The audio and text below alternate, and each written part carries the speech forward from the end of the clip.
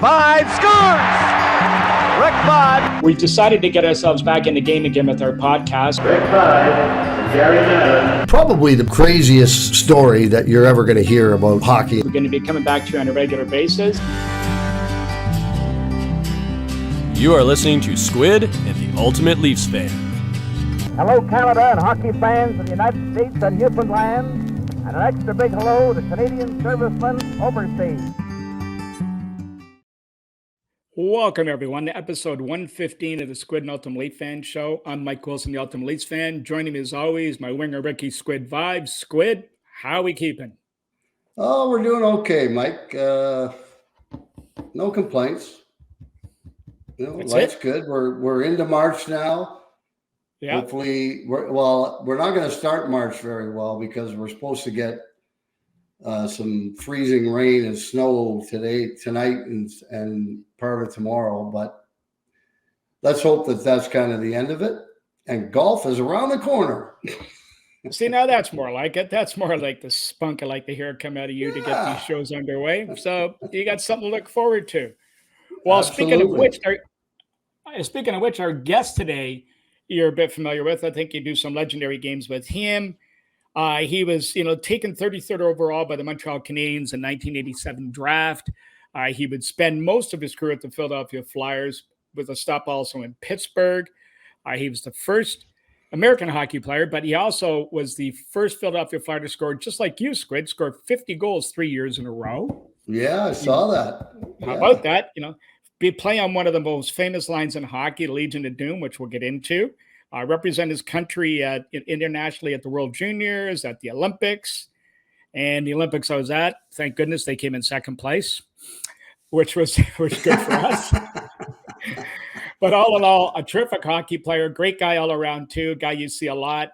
John LeClair. John, first off, thanks for joining us, and how you doing? Hey, great. Thanks for having me, guys. Things are good. Can't complain. How are you keeping yourself busy these days besides playing hockey with Squid and guys? Well, I do a little bit of that to keep entertained, get a chance to see some friends every now and then. It's always fun doing that. And then last summer I did 3 Ice. I don't know if you guys heard of it, but it was a professional league that was formed last summer.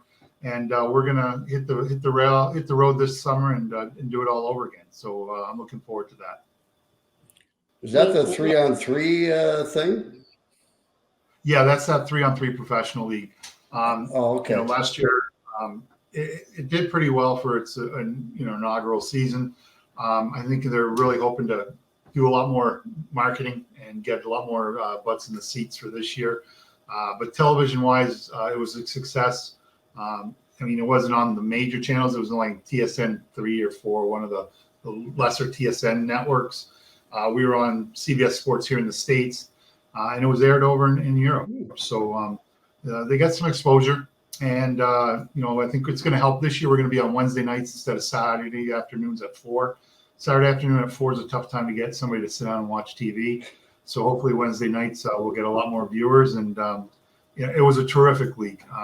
It was made up of mostly East Coast and AHL players, and we wanted those guys to really exhibit their talents that they have. So there was a lot of trick plays, a lot of things going on. We altered a few of the 3-on-3 rules that they use in overtime. Like if the puck went in the netting, keep playing. Puck goes in the net, put it behind the net, keep going. So it was a mesh between playing shinny on the pond and a pro 3-on-3 overtime. So how many? Now, when is the season? We're going to start in June, and we're going to run for 8 weeks. And then the top 4 teams will meet in Vegas again this year for the Patrick Cup, named after Craig Patrick, who's the commissioner of the league. And, last year, the winning team, each individual guy took home over $100,000 just on that one weekend. Oh, wow. So it's good money. Where do they play, John? Sorry to interrupt you, but I just tried. I didn't know about this league. I'd like to know a little more. Where do you guys play? Yeah, that's the thing. We go from city to city. So we'll have 8 cities. We'll go to 8 cities throughout the year, and we'll have an individual tournament at each city. And what we did is this year will be 4 teams in each city, and you'll play and you get points for winning. If you win, you get 4 points or whatever it's going to be. And then the 4 teams at the end of the year with the most points, they'll go to Vegas and play for the grand prize of it was over $1 million to the winning team. So what are the Holy what cow, I cities- might make a comeback. Good. But I'll be honest with you right now, you and I are not No. qualified for the league. No, I know these. Yeah, we have some very, very talented players that play this league. I mean, they might not be right for the the NHL 5-on-5, but you put them on open ice with the speed and some that these guys have. It was incredibly entertaining. The stuff that these guys were pulling off at full speed, it was fun to watch. Now, is there a limit to how many goals? Like, remember when 3-on-3 first came out, players were limited to how many goals they could score, maybe on a shift or during the game. And if a guy can only score 3 goals, and then what that would stop is a guy goal sucking and make him pass on, like, and move the puck around all the time, so it wasn't all one-sided. We don't have that problem. No, I think they're all professionals here, and they, if some guys lighten it up, that's on them. They got to cover them. But no, it's the rules are to keep the play moving and to keep the the skill level is high and the entertainment value in there. Like a lot of the penalty, like if there's a penalty, it's a penalty shot, but it's a jailbreak. Guys can chase him, so he's not going to sit there and stop in front of the goal like some of these penalty shots you see now in the overtimes. There's guys on him, and then it's a live puck. If the goalie saves it, away you go. Now, what cities are you going to this year with the upcoming season? Well, they haven't confirmed the schedule yet. Last year we went to Denver, Hershey, Grand Rapids, Nashville, Pittsburgh. Where else were we? Quebec City, and Vegas. Interesting. Well, you can have if anybody's interested, just go to 3ice.com. A lot of information there. All the coaches except for me are Hall of Famers. We have Ray Bork, Pete Carbonell, Joey Mullen, who am I missing? Larry Murphy, Grant Fior, and then this year we added. Last year we were 6 teams. This year we're going to be 8 teams. So we added E.J. Johnson. E.J. Johnson Jr. is the one that created this league and put this all together. And his dad's going to coach one of the teams, and then Craig Patrick's going to step in and coach the 8th team. So we're going to have 8 teams. Like I said, we're going to have 4 teams in each city. They're going to compete. There's going to be a champion crowned in each city for that tournament, and those guys are playing for cash prizes each weekend that they go there. So it's a chance for some of these guys, especially like East Coast League guys. They can put some decent coin in their pocket over the summer, and from the fan perspective, it's a very entertaining 2 hours. They love hockey. They're gonna love this. I might have to mention that to my son, John. He's in the ECHL. He's 4th in the league in goals, and who knows? Maybe he'd like to give that a try. I'm sure he's heard of it because I know a lot of those guys spread the word. Our players had a terrific experience. The players loved it. The players thought it was great. I think 90% of the guys are back on the draft list for this year to come back. So, like I said, player-wise, it was a huge success. Fan-wise, it was a success, and we're going to hope for a little more this summer. Last question: how long are the games? Is there 2 games a day? If a fan goes to a game, did he see 2 games or 1? When the fan goes to the game, he'll see 4 games. So the games are okay. Yeah. So what we play is we play 2 8-minute periods, and the only time we want to drop the puck is to start the game and to start the second half, and that's the only time where we want to drop the puck. There's chances when the puck goes down, goes out of the rink and things like there's odd scenarios where we do have another face-off, but for the most part, just 2 face-offs. You play, and if you win, you're going to play in the championship game. If you lose, you're going to play in the consolation game. So each team will play 2 games that night, and the fans there they'll get to see 4 games, and they roll quick. There's no whistles. We try to keep the whistles to a minimum, and it's just go. That sounds awesome. I never heard of it. That's actually awesome. Pretty cool. I heard of it, but I didn't really know all the details. But now that you've explained it, I think that'd be fun to watch. I think, as you said, all these guys with speed and talent out there playing 3-on-3, it's got to be pretty damn exciting at times. Yeah, I mean, we had actually a guy from my team, Brendan Hawkins. He plays in Toledo for the East Coast League. And he was on Sports Center. He had the Player of the Day. He had a breakaway, and this you got to just Google Brendan Hawkins, ESPN Sports Center, and it was phenomenal. It was great to see him on ESPN, and that's the kind of stuff that our league's promoting, and that's what kind of happens on a night out basis. He plays for Toledo in my son's division, but he played with my son in Fort Wayne the year that Toledo and Cincinnati didn't go in, and they won the Kelly Cup together. So they became pretty good buddies, and it's kind of hard when they have to play Toledo to see who finishes first in their damn division. But what are you going to do? Yeah.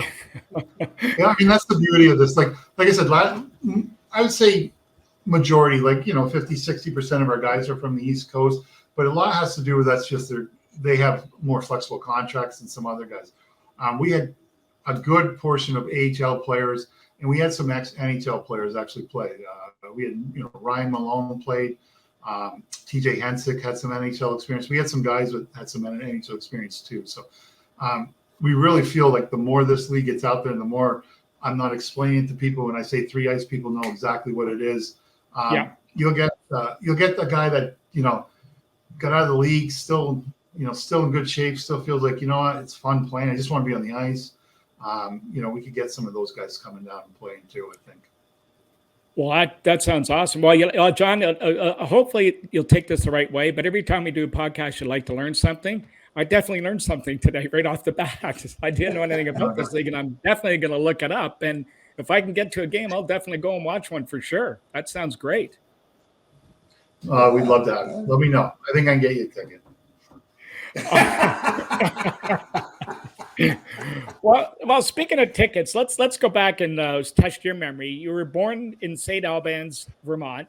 You were close to the Canadian border, so there was some familiarity with hockey. But as I understand it, there really wasn't a lot of hockey going on where you grew up. How did you get involved in the game, and take us through that period? Well, I don't think so. Hockey was pretty important in my town. We're 10 miles from the border. I was an hour from Montreal. My youth hockey, we played in the league that we played Cowansville, Bedford. It was all Canadian teams. Okay. So our town was a hockey town. It was very important. Our high school team was really successful. Growing up as a kid, you went to the high school games. So to me, hockey was instilled in me pretty early age. It was something I wanted to do. It was something all the older kids in the neighborhood did. So if I wanted to play with them or I wanted to hang out with them, you had to grab a stick and play street hockey. So to me, hockey was, I think in our town, was definitely the number one sport. It wasn't football or baseball at the time. But it's got that other thing is that we're a New England town. Like Boston's kind of like where we feed from, not Montreal kind of thing. So it was tough for me as a kid. Montreal, I had to watch Montreal every Saturday night, hockey night in Canada. But I'm a Bruins fan. And of course, this is during the 70s when Montreal lost 3 games in the 70s, maybe total. I mean, they won every Saturday night. So every game I saw, I watched Montreal, beat somebody. It was a little tough, especially when they're beating my Bruins up. Well, I guess I should have. They only won 5 cups in the 70s. So, I mean,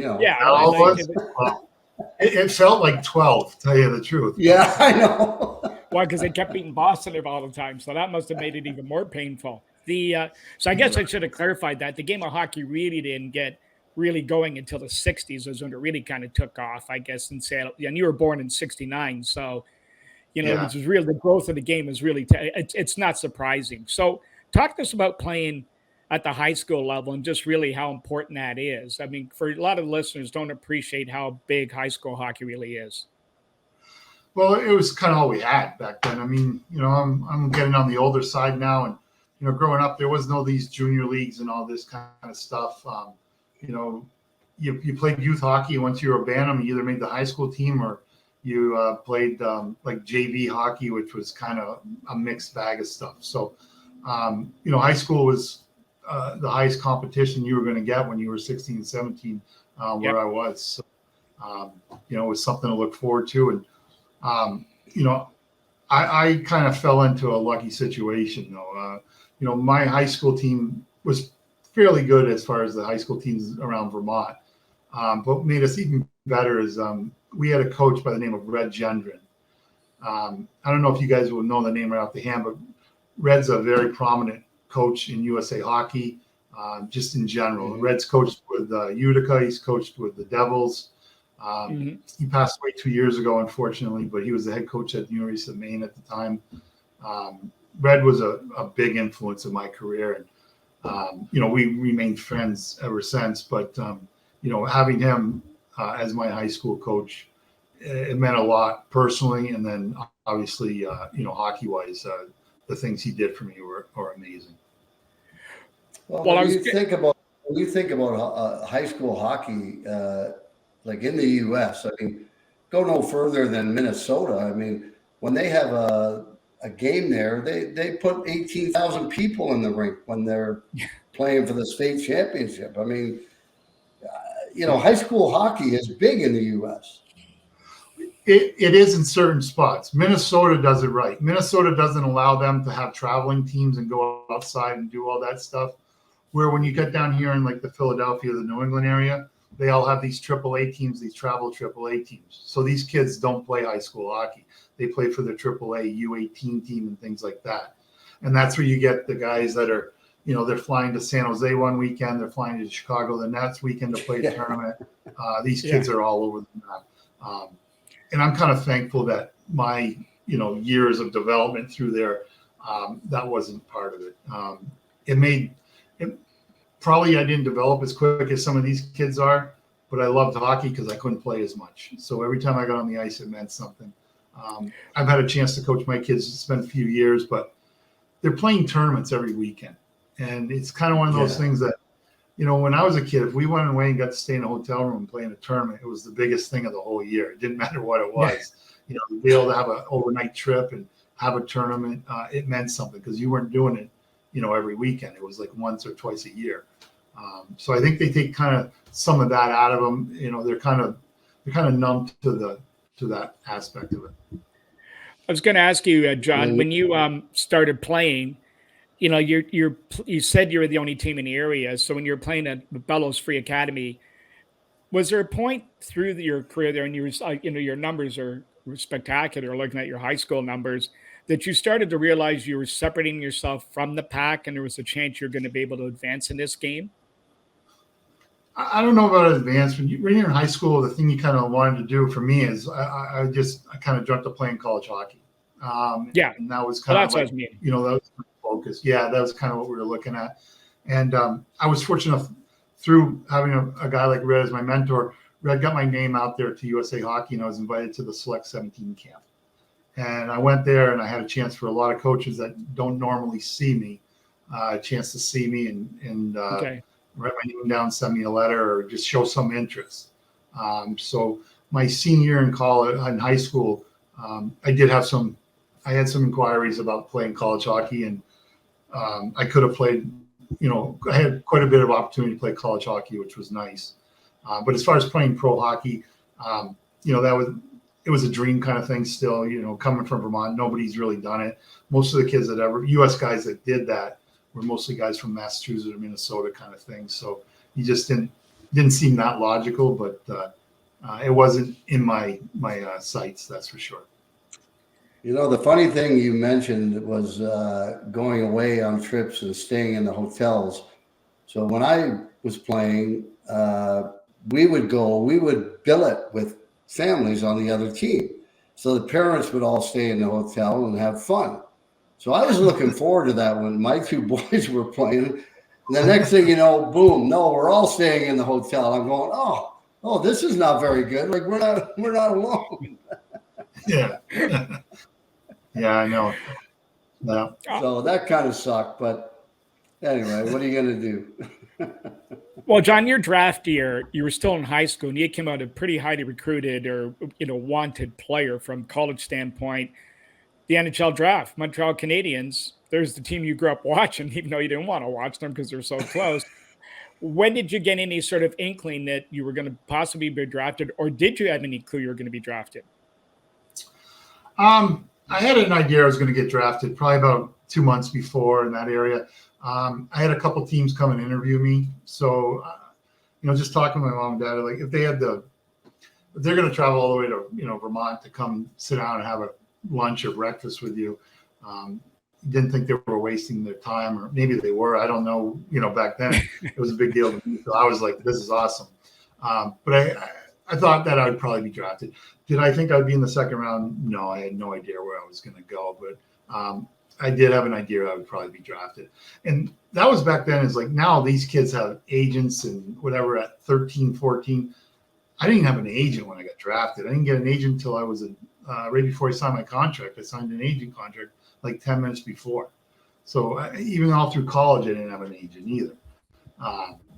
Like these kids have advisors. They're telling them, you're on the board, you're going to go here and there and that stuff. It was oblivious. And like I said, sometimes ignorance is bliss. I think it took a lot of pressure off, and it made life a lot more simple. Now, when Montreal did select you, who called you and spoke to you about coming to the Canadiens? I got a call from Mimi, which is Serge's secretary, saying that they picked me in the second round, that, they'll be in contact after and just welcome to the Canadiens and stuff like that. And then I think maybe a week later or something like that, they invited me up just to introduce themselves and stuff like that. It was an easy trip. They knew I was close by kind of thing. So we popped in and just said hello. They were gracious and just kind of meet. And there was nothing said, nothing whatever. And they knew I was going to go to college, so away I went. Now, Squid, do you want to ask him the interview question? Or should I? Oh, go ahead. No, I was going to say, well, we ask all the guys before the draft to come on. Some of the interview questions you get, any that stand out to you, some great, we've heard some dandies on the show from guys. Yeah. But any, No, I didn't get that. I didn't go to the combine or do any, I didn't even go to the draft. I was graduating from high school the next day of the draft, so I didn't even go out to Detroit for the draft. So I didn't get a chance to sit down and go through that gauntlet. And that's why kind of one of the reasons I didn't think I was probably even a second round or third round guy. Because I think back then there might have been something crazy like 12 rounds too when I got drafted. Yeah. There was a lot more rounds than there was now too. So there was a lot more players involved. So you played for the U.S. in the World Juniors twice, but back then they didn't have a U.S. development program, did they? No, they were picking guys out of college, basically, is what they were doing. And that Select 17 team I went to, that camp, they kind of used that as a, trial, whatever you want, just to get a filter of who's coming, who's there, and where people are. Yeah, because my son actually ended up playing at the U.S. program in Ann Arbor.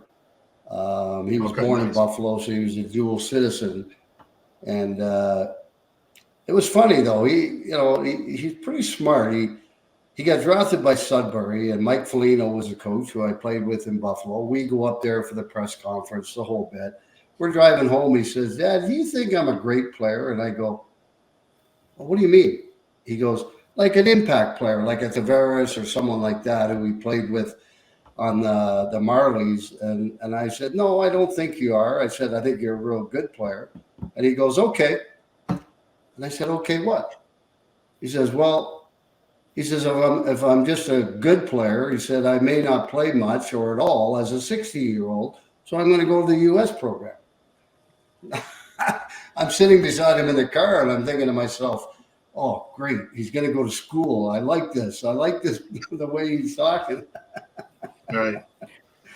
No, but that's... Yeah, so he ended up going to Miami, Ohio, and 4 years there. And he had a real good time. He graduated, and, I think it was the best thing for him. Yeah. It's a wise choice, and it's great that he was mature enough at that age to be like, you know what, this is the best route for me. I mean, it doesn't matter. Like, I'm at 16 now. 18, I might be better in Tavares, and I'll make a decision then. But right now, this is where I am, and that's my decision. I mean, that was great. And obviously, my son went to Miami, Ohio also, and he came pick a better campus. Oh, did he? I enjoyed it. Yeah, he's a Red Hawk. My youngest one went there. What a great campus it is. And beautiful spot. It's middle of nowhere, but it's a beautiful spot. Oh yeah. Yeah. Now, John, talk about you going to your first camp with the Canadians and how that all unfolded. And what going in as a rookie, what were your expectations going to camp, or had they laid it out that what the possibilities were for you? My first camp was a little different because my senior year of college, after our last game, I signed with Montreal, and I signed a one-way deal, and I went right to Montreal and played the last 10 games of the season. So the fall after the summer, come next fall, the camp starts. I go to rookie camp just like every other rookie and things like that. But I'm the only one really with NHL experience sitting in the rookie camp and doing all that stuff. And then when we get to the main camp, I got a couple preseason games right away, that kind of thing, and I was able to make the team again and go from there. But the first rookie camp. It was an eye-opening. I couldn't believe the number of, like, we had like 4 teams, and I'm thinking this isn't even the main camp, and we got 4 teams. Like, there's a ton of players here. There was like so many guys, and I mean they're all good players. They're good enough to be invited to camp. They're decent players too. There was a lot of just kind of opened my eyes. There's a ton of really good hockey players out there. Okay, so I got a good question for you. And I want to know when it started, how it started, or was there anything to it? Blowing bubbles with your bubble gum all the time. It's just a nervous habit I got. I don't know. I mean, I blow bubbles when I have gum in my mouth. It's bad enough I have gum in my mouth. I probably have it. I do right now too. But it's a bad habit, and it was only a warm-up thing. I don't think I chewed the gum during the game. It was during warm-ups. There you go. That's a pretty good one, though. That's good. You blew some good bubbles. Yeah. Well, I had 900 games plus whatever. I had some practice. You had some practice, See, we can see that. Now, John, so a couple years with Montreal, then 1993, the Stanley Cup year. Talk to us about that. And a couple goals. It was just a great year. It started off with we started the season in London. We played Chicago 2 games in London over there to start the season. And Jacques Demers, it was his first year coach. He took over for Pat Burns. And we made a couple trades for some popular guys. We traded Shane Corson for Vincent Danfus, and then we traded Russ Courtnall for Brian Bellows. Not that they're bad players and we got better players or whatever, but the chemistry seemed to work. And, we had a decent year. We weren't great. But we had a good year. And, come playoff time, we lost our first 2 games to Quebec at home. And then something snapped in Patty and the rest of the team. And we went on a run, and we beat Quebec the next 4. We beat Buffalo in 4. We beat the Islanders in 5, and we turned around and beat the LA in 5 in the finals. So it was one of those things, the chemistry, timing's everything. And our chemistry and just, it clicked at the right time, and it was playoff time. Well, there was a high stick call against a guy, number 99, that was not called against Toronto. He would have been a Toronto-Montreal final that year of 93. Well, we were watching closely. We know we had a ton of guys from Ontario that were like, this could be the best thing in the world or the worst thing in the world to happen if we played the Leafs in the finals. To me, I think it would have been awesome. I mean, to have Montreal, Toronto in the Cup Finals after so long would have been fun. But as long as it turned out the way it turned out, that's the only reason. Yeah. Well, obviously that's the most important. Now, one other thing when we're talking of 99, what about Marty McSorley and this illegal stick call? Yeah. I mean, Squid, guys play with illegal sticks all the time. And guys knew who had the illegal sticks and who didn't. Like, it wasn't a secret around the league who played with an illegal stick or not. And I don't know how it worked on other teams, but on our team, you had an X on one stick that was illegal. If that's what you did. I didn't play with illegal sticks, so it didn't bother me. But I know guys on our team that did, and they'd have a stick with 5 minutes left. We're in a tight game. They tell the trainer, go get me the stick with the X. He's out there. He plays with illegal sticks, so it doesn't happen. But all this stuff about, the trainers and the players are over in their locker room and all this stuff, I don't know anything about that. I highly think it's true. I don't think it's true at all.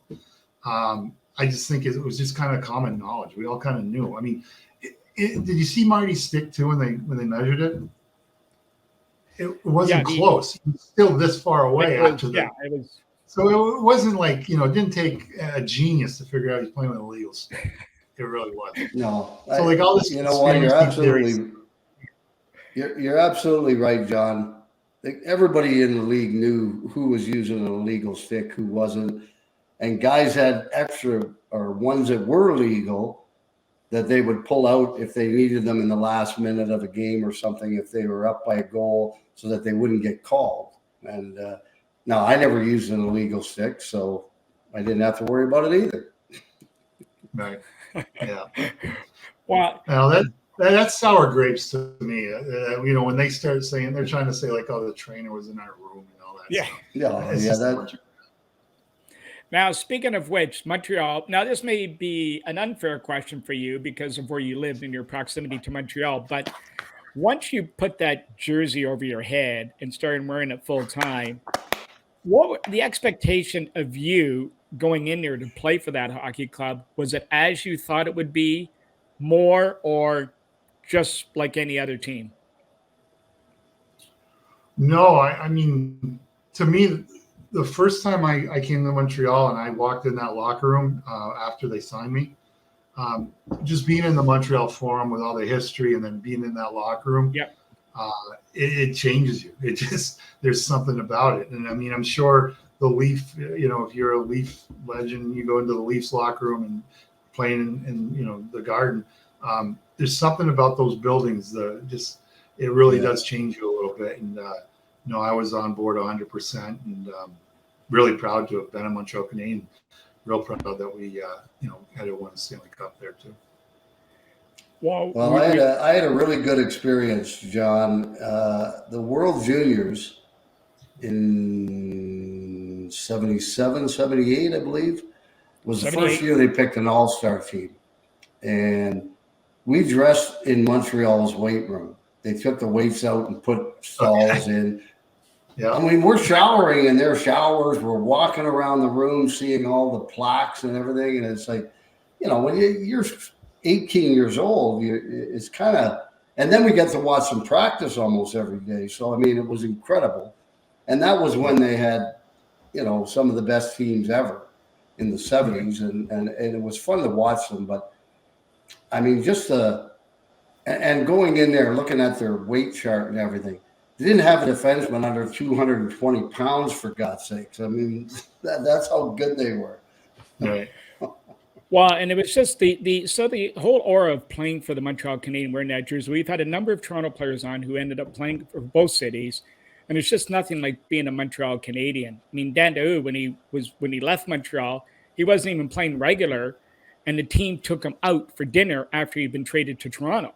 And it was all the veterans who took him out, not the rookies, all the vets. And they made sure he left on a good note. And Russ Courtnall told us the story. I mean, we've told this one a few times on the show, but it just speaks volumes to the Montreal passion of the fans. Is when Brian Harewood, I don't know if you ever heard this story, was having dinner in Old Montreal one night with his wife, and Mick Jagger was sitting next to him. And the chef came running out of the back and right up to Brian Harewood's table and asked for his autograph and went by Mick and didn't ask him. And Mick Jagger leaned over and said, who are you? Excuse me, who are you? And he told him, and he said, I've been all around the world, and that's the first time that's ever happened to me. And ended up buying their dinner. And this was a backup goalie, the Montreal Canadiens. Yeah, that's great. And that's just, they're great fans like that. They just really are. And just everything about it. When I went to Montreal, and it's nothing against Philly or Pittsburgh, the other organization I play with, but Montreal just does everything with a little bit of class and a little, just a little bit more extra on everything. And it's just those little touches that makes it special to be a hat. It really does. Yep. Yeah, they do things right, I guess is probably the best way to describe that organization. That word comes to mind. They do it right, but Philly did it right too. I thought Philly, they do things, they just do it differently. They're right. It doesn't mean it's wrong, but But Montreal, like you said, does things right. It just, they put the finishing touches on everything. They really do. Well, Yeah. the other one we always talk to everybody about is those three words that are dreaded in every player's vocabulary, and it's your round. You've been traded. Talk about that day and how that kind of all unfolded. Did you have any idea? I had an idea we all knew something was going on. I didn't think it was me, but it was one of those, like, we heard other names more prominent, but and everybody was available. So, I wasn't completely shocked, but I was a little bit surprised to get the call in the morning. We just played back-to-backs when we finished up in Ottawa, and we got home that night. And next morning, I get a call from Demers at like 9 in the morning. Says, Johnny, I need you to come see me in my office. And it's 9. We just got back, and then I was like, Jock, what is it? Like, once he called me, and it was him at 9 in the morning. He wasn't calling to see how I slept last night. I knew something was up. So I just like, Jock, what is it? And he's like, well, Serge is going to be calling you, and just want to let you know you've been traded to Philadelphia. I said, all right, Jock, thanks. I'll be in to see you guys. And I'm going to make some phone calls. And he's like, yeah, do what you got to do. He goes, but Serge will give you a call, and Jock will give you a call, or Clarkie will give you a call, and we'll work everything out. And he said, thank you. And that was about it.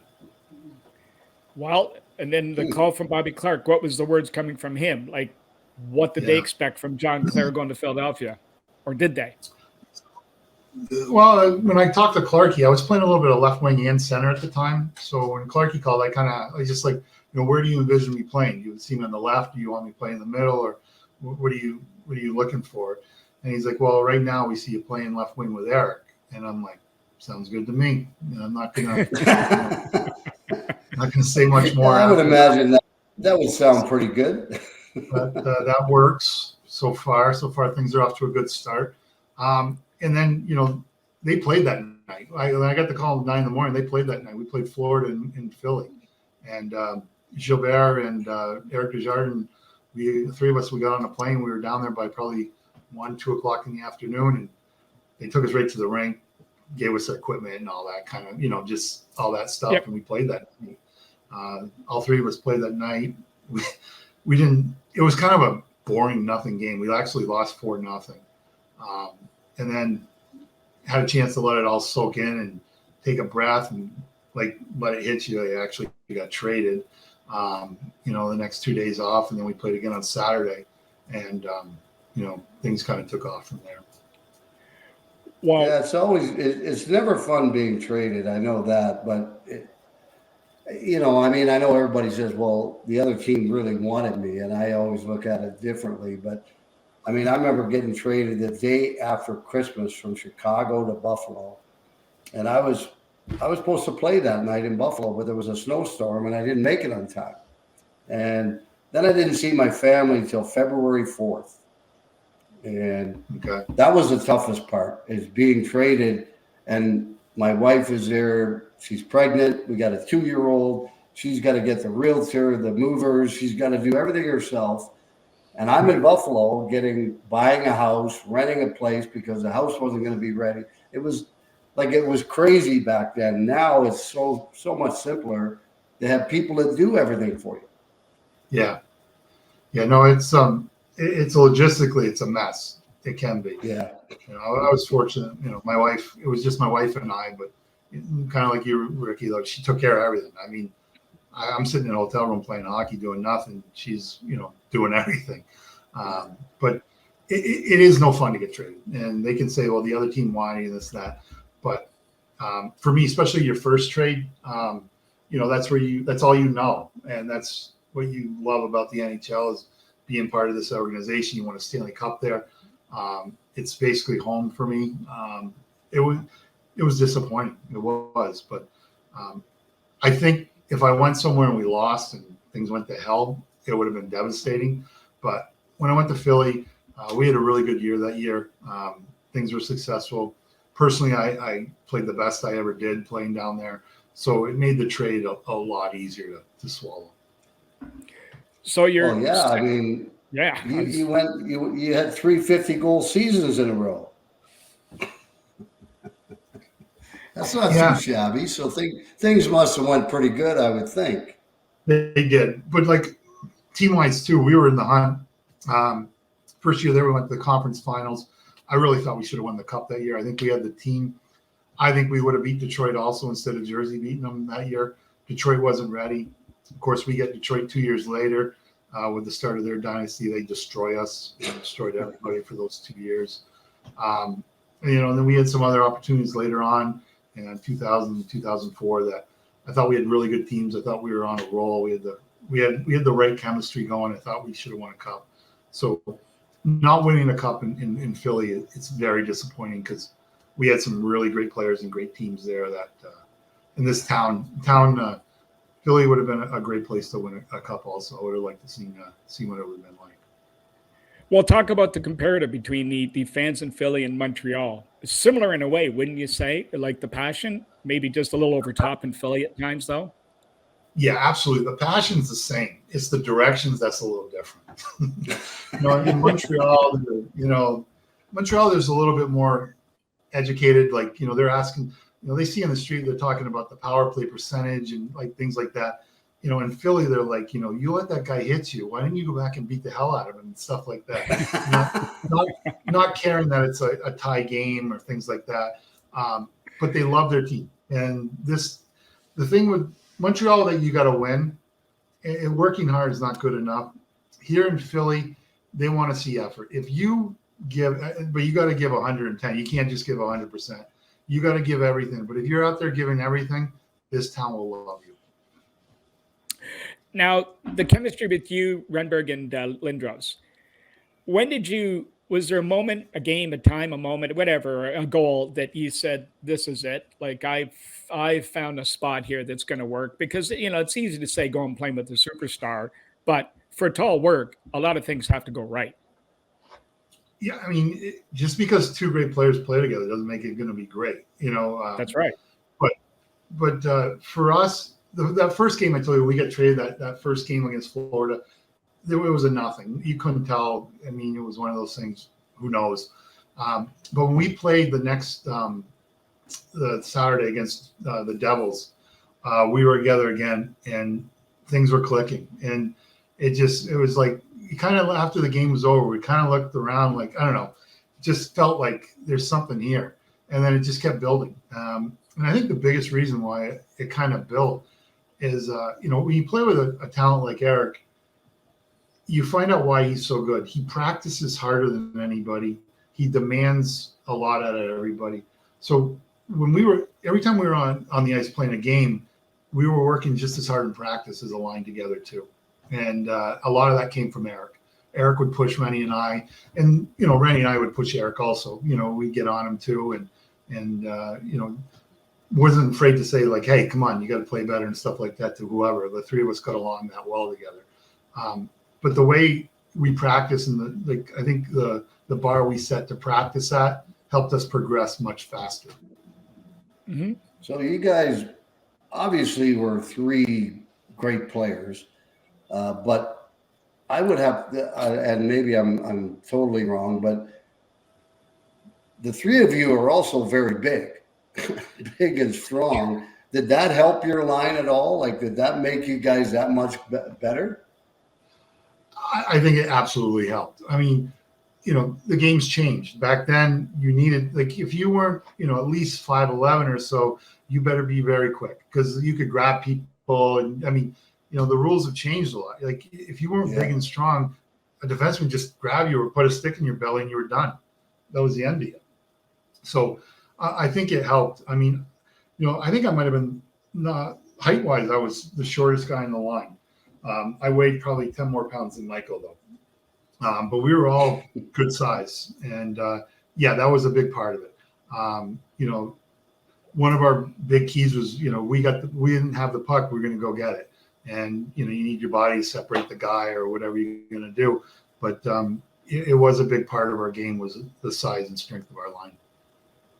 Well, the thing about it, I think, is one of the things about Lindros when he was coming up through the minor league ranks and junior ranks was the distinguishing feature he had was here is a big man playing against most guys smaller than him, but he played like they're all his size. And if you were 5'8" or 6'2", he'd still run you through the boards, and not even give it a thought. And that was, if you guys think back, that was really uncommon for big guys back then to play like that, because they could just go through guys, whereas he went through them on purpose. And so that would just give you guys then the size you had. And then Renberg, Legion of Doom, I don't know where that name came from, who gave it to you, but I'll tell you, you wouldn't want to be playing against them. Yeah, I mean, No. if he's coming down on you, you're going to know it. So the Legion of Doom, that name came from Jimmy Montgomery, coach of the Boston Bruins. Jimmy played here in Philly with us for a little bit, and Jimmy's always got something to say. And he was talking to reporters, and he shouted that one out, and that's what stuck. So that's how it came. And if you ask him about it, ask him if he's gotten paid for it, if you ever get him on. Because he'll complain. He complained that all this stuff. But I don't know who's getting paid for that name, because I'm not, and I don't think he is, or any is. But Jimmy sure is. He wants everybody to know he penned that nickname for us. He's got the patent on it, maybe. Yeah, I don't know. He's the guy. That's where it came from. But now the thing with the thing talking about like the smaller guys and stuff, that's what made E so good, is because he could stick handle and skate and shoot just like those small crafty guys. Yeah. But he was 5 and 240. And like you said, he could go around you because he was that skilled and talented. But he's mean, and he chose not to, and he'd run over guys. And that way they wouldn't come back. Well, now speaking of him, you guys obviously became good friends on and off the ice. When he was going through his troubles with management, how was that sort of affecting the team? I mean, because it started to become quite prominent in the news, and it was centering around the Flyers all the time, and the feud was getting pretty escalated. It did. I mean, it didn't affect the guys as much as everybody would think, though. I mean, we had a pretty mature group. We had some real good leaders on our team. E's thing was Eric's thing with what's going on with stuff like that. And when Eric came to play, and that was all we needed. And what he's doing on that stuff, and most of us stayed out of it. It's none of our business. He asked about it. You just, you know what, they'll work it out. It's between the both of them. And looking back at them, could have each side handled it better? Probably. I mean, but it's over with, and there's nothing you can do about it now. Well, Squid, you went through similar, only from the owner. Well, you know what? As John said, I mean, back then the game was much different. The owners were much different. The people running the organizations were different. They handled things differently. I think John is right on. When you just got to go out and make sure that you're ready to play. You can't get involved in every little thing that happens with the guys on your team and the owner or the GM or whoever. You just had to kind of take it upon yourself to be ready. I mean, you couldn't get involved in that shit. It was, it wasn't your business, and your business was to go out and perform every night, and that's what you had to make sure that you were ready to do. Now, John, for you, when it was sort of coming near the end in Philly, did you know the end was near, and then you moved on to Pittsburgh? And how was your relationship with management by that time? Are you starting to be a little frustrated that things just weren't starting to work out for you guys?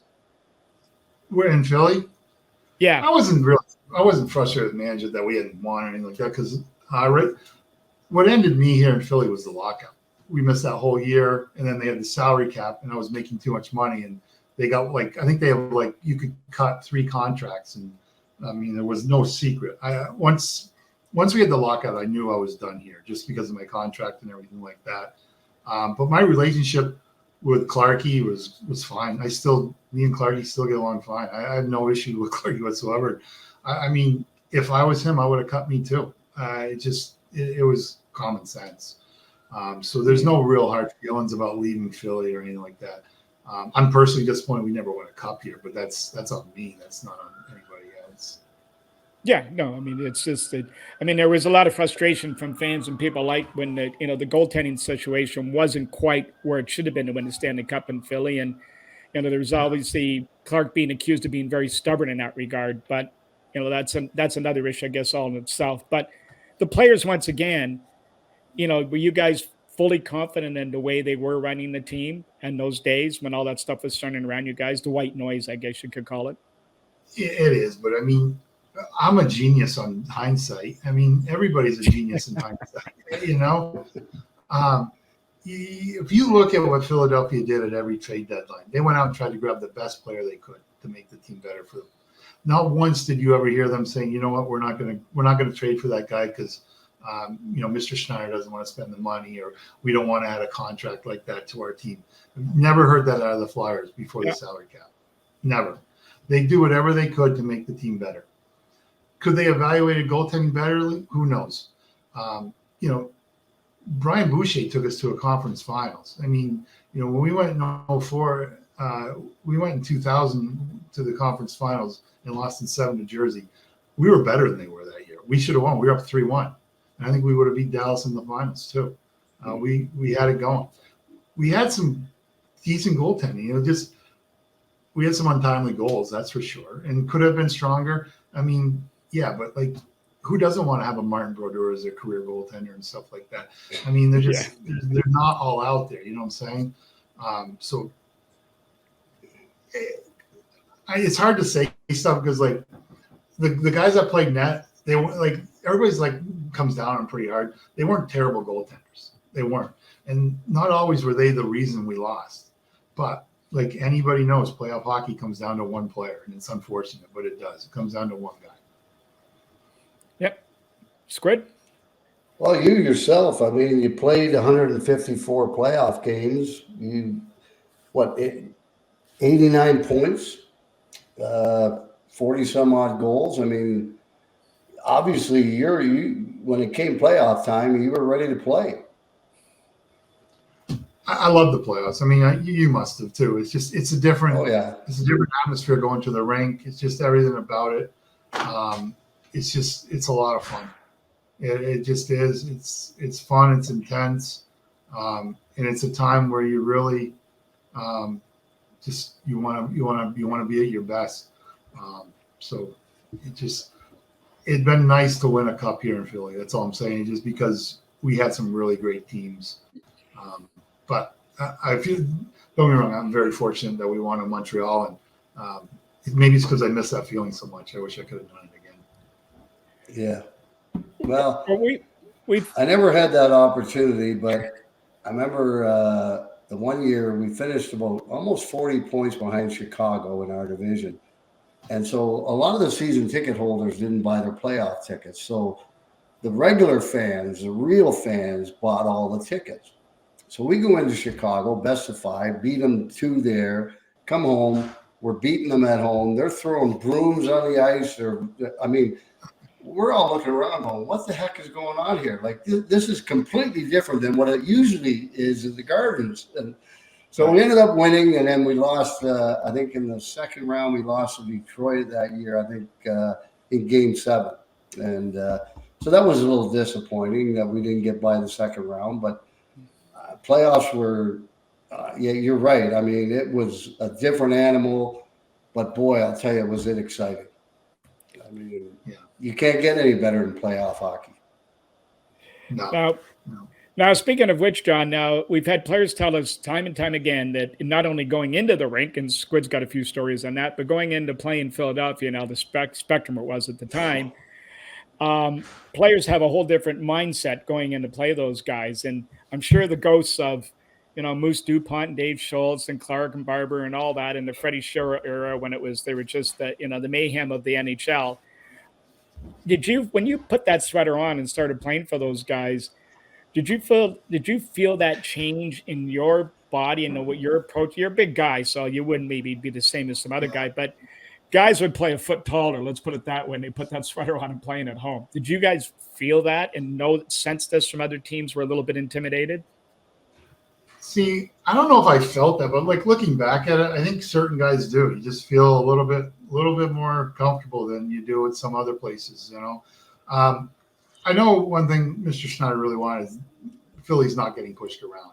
And one thing my years here is we didn't always have the toughest team, but we always had somebody that can take care of business if we needed something on our team. And we always had other guys too that were not fighters, but were tough enough to take care of themselves and do that kind of stuff. So never really felt scared in the game playing here, that's for sure.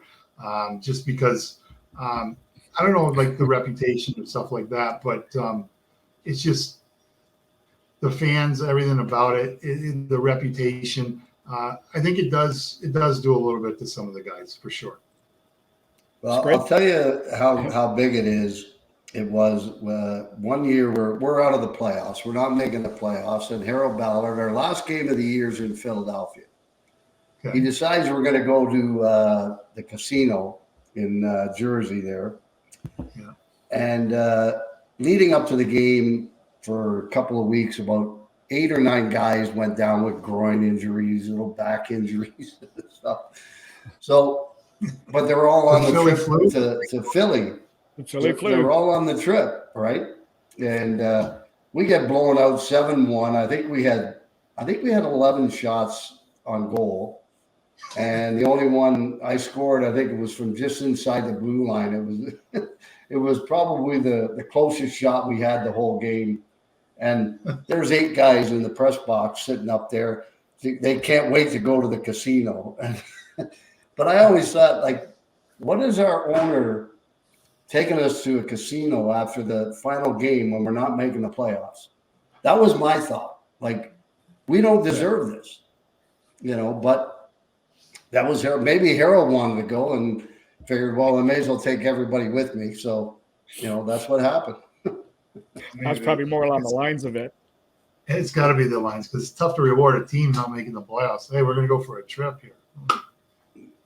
Yeah, that was one of the times where I totally disagreed with him. I told him that I didn't think it was the right thing, and he said, well, we're going. I said, okay, well, whatever. I can't argue with the owner. Right. He's paying, so I'll let him pay. Well, yeah. John, we can't thank you enough for any fight. By the way, before we let John go, we want to thank you for your time today and enlighten us on your career, wonderful career you had. Stanley Cup winner and the Legion of Doom line. Boy, so you've got some legacy leaving behind, and just can't thank you enough for joining us today.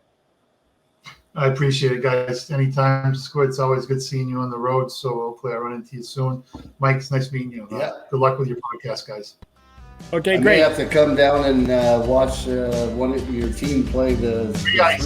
Get you guys watching Three Ice. Everybody on the podcast. 3 Ice this summer, Wednesday nights. I do. Right. I'm going to watch for sure. Definitely. Absolutely. Good deal. Thanks, John.